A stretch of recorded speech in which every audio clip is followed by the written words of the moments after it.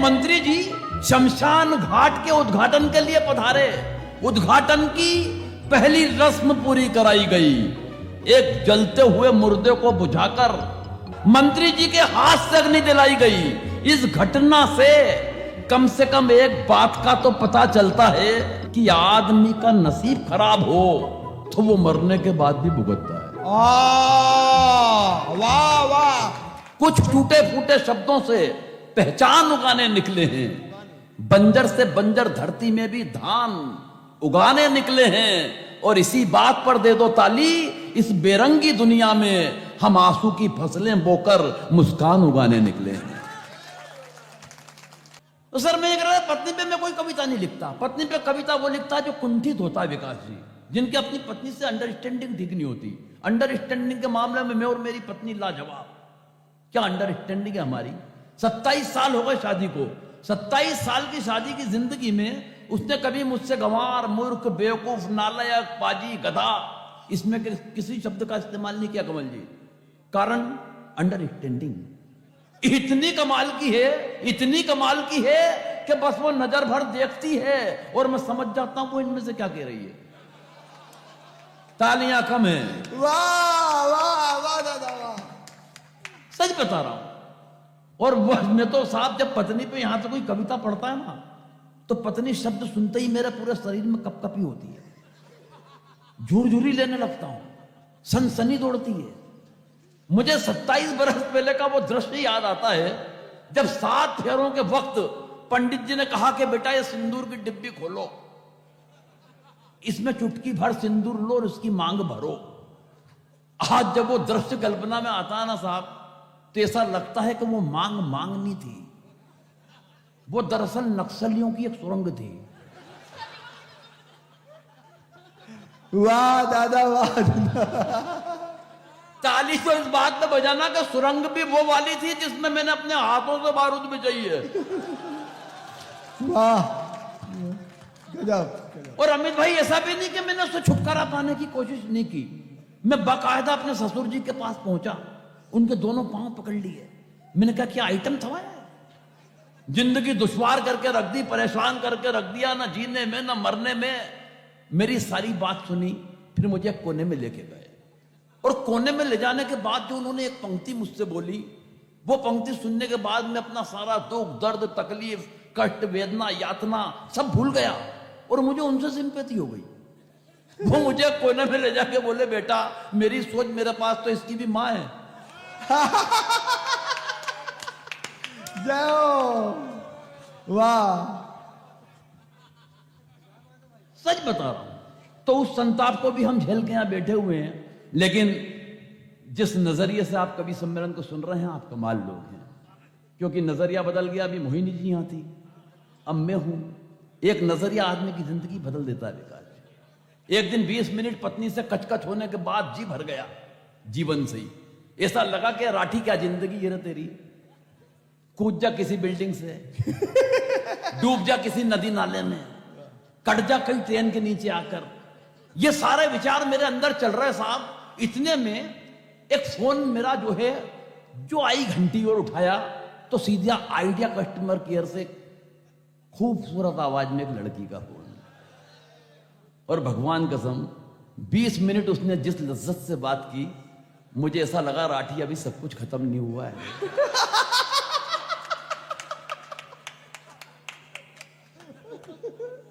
यार एक नजरिया पूरा पूरा बदल देता है। एक नजरिया का एक अक्षर भी काफी होता है बदलने के लिए। एक सच बता रहा हूं मैं, बढ़िया तो अब आएगा, ये तो अभी घटिया ही चल रहा है, ठेके वाला। एक नजरिया का एक शब्द पूरी जिंदगी में, एक अक्षर शब्द भी नहीं। एक आदमी ने 2000 किताब छपवा ली, एक आइडिया जो आपकी लाइफ बदल दे। भगवान कसम उसकी एक भी नहीं बिकी। फिर उसको एक मित्र ने सलाह दी कि इसमें एक अक्षर बदल ले। हाँ। उसने बदल लिया, दूसरे दिन 2000 बिक गई। एक आइडिया आपकी लाइफ बदलने की जगह उसको करवा दिया एक आइडिया जो आपकी वाइफ बदल दे। अगले दिन 2000 और छपी। आइए यार, इतनी जल्दी जल्दी क्या नीट पी के आ रहे हो, क्या कर रहे हो? पानी वानी मिला के पियो रे बाबू, वाह बहुत जवानी घूट रही तेरे को। यार कमाल करता है यार, ये हर 20 मिनट में जाता है। न बार बार सुदर्शन भैया भी जा रहे हैं। हाँ होया है। चलिए अब एक बार ताली बजा दीजिए। मेरे एक व्यंग सुनाता हूं पहले आपको, स्वागत है। और व्यंग सुनाने से पहले ये बता दूं कि व्यंग होता क्या है, वरना मैं आपको व्यंग सुना दूं और फिर आप कहें कि व्यंग सुनाओ। ये भी व्यंग था, ये भी व्यंग था। ये मैं बताता जाऊंगा कि कौन कौन सी बातें व्यंग है। व्यंग का इससे बड़ा उदाहरण नहीं हो सकता। जरा मेरी बात अब गौर से सुनना। एक पेड़ पर उल्लू बहुत बैठते थे सर। पेड़ रात दिन परेशान उल्लुओं से। फिर एक दिन पेड़ कट गया तो पेड़ बहुत खुश हुआ कि चलो उल्लुओं से छुटकारा मिला। फिर उस पेड़ के जो कटी हुई लकड़ियां थी ना, उसकी संसद भवन की कुर्सियां बना दी गई।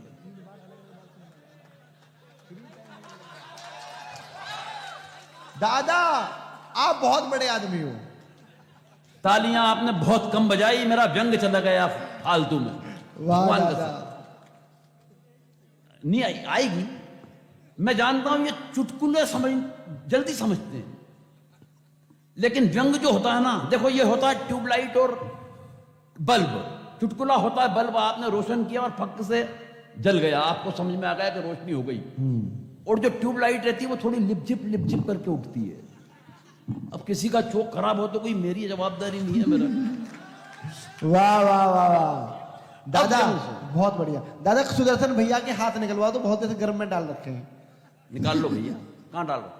तगारी में डालो तो क्या हो गया, डालो आप, कोई दिक्कत नहीं। बस जब ताली बजाने का मौका आए तो निकाल लेना। हाँ देखो बहुत मेहनत है। कुछ टूटे फूटे शब्दों से कहां से आए हैं और कैसे आए हैं, तो क्या हैं हम? कुछ टूटे फूटे शब्दों से पहचान उगाने निकले हैं। बंजर से बंजर धरती में भी धान उगाने निकले हैं।